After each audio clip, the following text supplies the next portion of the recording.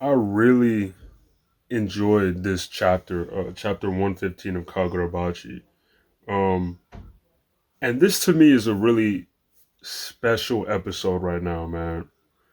And I love moments like this where I really enjoy something that I've read or seen, and I'm just able to cut on the camera and just I enjoyed it to the point where I just want to cut on the camera and just say something. I don't have anything written down or I don't have an idea. It's just this is like a special feeling that I have in this moment with this chapter, and I was not expecting it at all. I was not expecting it at all. I was expecting at some point for us to have to be sat down and them to explain the power system, the Denton Seiki, how dangerous it is, how you know the spirit energy works in Kagurabachi. I knew they were gonna have to explain that at some point. With the Seite war coming up and how they were able to make the enchanted blades, it was inevitable. It was gonna happen, and it happened. I feel like it happened in this chapter. At least we got a good chunk of it, an explanation for this is the first time I've really feel like I've been sat down and introduced to spirit energy and how it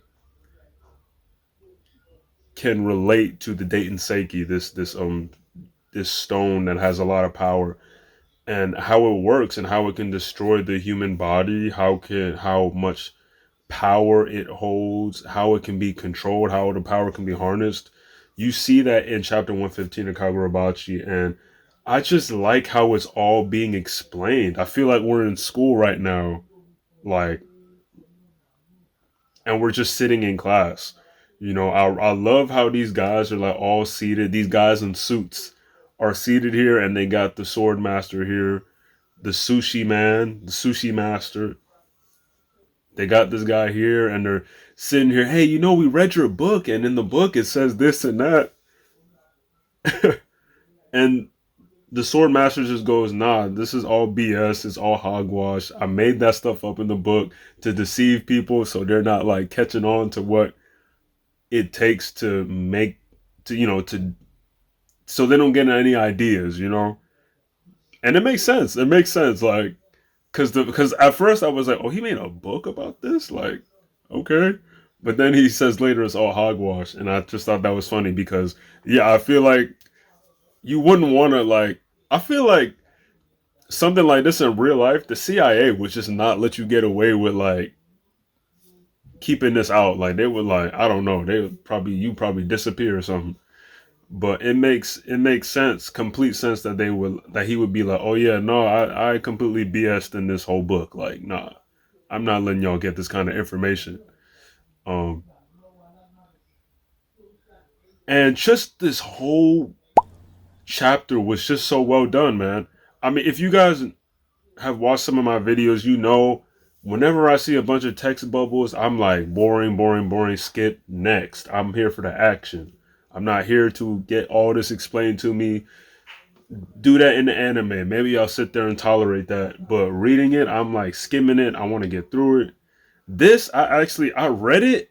I went back and read it again. I enjoyed this. I enjoyed how they did this. Like, this is well done to me. Like, it really felt like we were in class. It felt like we were all learning about, okay, what is the Dayton Seiki? How can we harness it? How can we use it? I feel like we was in a real lab with a bunch of smart people, a bunch of scientists and students trying to brainstorm, okay, how do we control this to benefit us? Hey guys, my name's Christopher, and I'm here to talk to you today about a children's book me and my good friend Evan are working on. It's called A Box of Wonders. We're excited to be working on our first book together and eventually give you a story you can share with the little ones. A Box of Wonders is a story about a father occupied with work so much so that he doesn't have time to tell his son a bedtime story. The father's solution?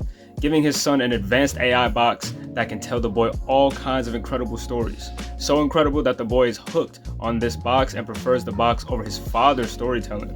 The boy at this point is glued to the mesmerizing stories the box can tell him and doesn't interact with his parents like he used to. But the boy will soon realize that even after all the amazing stories this AI box can tell, it's nothing compared to the loving bond and time shared with family. I'm telling you, man, the book's still a work in progress, but if you guys want to support our book right now, you can start with supporting my Patreon. Just get on your device and type patreon.com/Chris O Ajayi. That's patreon.com/Chris O Ajayi, Ajayi. And you can become a member today. We'll be posting the early artwork of the panels for your eyes only on Patreon. So this is behind the scenes content. You'll get to take a look at the whole story from beginning to end before the official book releases. Well, that's all I got for you today. Thank you so much for listening. We're so excited, me and Evan, to be working on this children's book and, present it to you guys in the future. Yeah, and so I just wish you have a blessed day, and until next time, peace, y'all. It feels very government. I like in my brain, I imagine like this is what the government does is like they bring a bunch of smart people together, they bring people into a room and they sit down, they're like, okay, how can we contain this? How can we deal with this? You know? I'd imagine if an alien invasion took place, they sit down, they like, hey guys, how do we contain this? How do we get people to believe that aliens are not real? What do we do? You know? I don't know. I enjoyed this so much. And I like this little thing they did too. Take a mental note of this. Right? I feel like this is what writers it's important for writers to do this to like keep the flow going to make things interesting. When Sheba pops up. When Sheba pops up on page um uh 12 or 13 of chapter 115, Sheba pops up with his sidekick and he pulls up with, let me get his name right this time, Kunishigi Kunishiga Rokihira. He shows up with Chihiro's dad, Kunishiga, Kunishige, and just how they pull up is just like a breath of fresh air. It's a change of pace, and it just keeps the flow going. I just like how they just showed up like this. And then Kunishige also starts partaking. They get out the blackboard, man. I love this chapter, bro. They get out the big blackboard and he's writing. He's on the chalkboard. He's explaining all this stuff, and it feels like bros. It feels like bro science, like anime bro science. Like they're kind of BSing it, but you feel like they really thought about.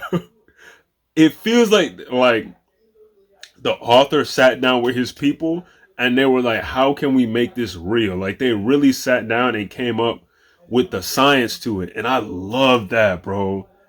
I love that, bro. Because it really feels real. Like they're trying to figure this out. How do we control the Dayton psyche? How do we create blades that can harness this energy, that are strong enough to harness that energy? And I just love seeing. We get to see the master at work. We get to see Kunishige using big brain sword master stuff. He's doing his thing right now, and that's it, man. And then we reach the end of the chapter. I'm about to go read 116 right now, but I just noticed that in this chapter, and I just really wanted to talk about it. This is the cool stuff about anime, specifically Shonen Jump, because I am used to this action. We are used to, I'll never give up, work hard, hand to hand combat, uh, you know, explosions and whatnot. And then very rarely does stuff like this catch my interest, like the nerd stuff, like the crux of it, the what makes this jutsu work, what makes spirit energy. This chapter really did it for me. Kagurabachi is just something special, bro. Like I haven't seen a shonen like this in a while, bro. This is something crazy. This is something special, man. I still haven't heard an announcement for an anime yet, which is crazy to me. But man, this author knows what he's doing, bro. This author knows what he's doing. But yeah, I'm late to the party. There's like 2, 3 more chapters that are out already. I'm just kind of catching up. Uh, but yeah, let me know what you guys think about Kagurabachi. Let me know how you felt about chapter 115. And what do you think about Kagurabachi as a whole? Like, we're in the Seitei War arc now. Are you excited? Are you excited to see Kunishige go to work and um how he figures this stuff out? Like, what are you interested in seeing in this war that's gonna happen, that's gonna take place? What are you excited to see? Let me know in the comment section down below. Peace. I'm gone.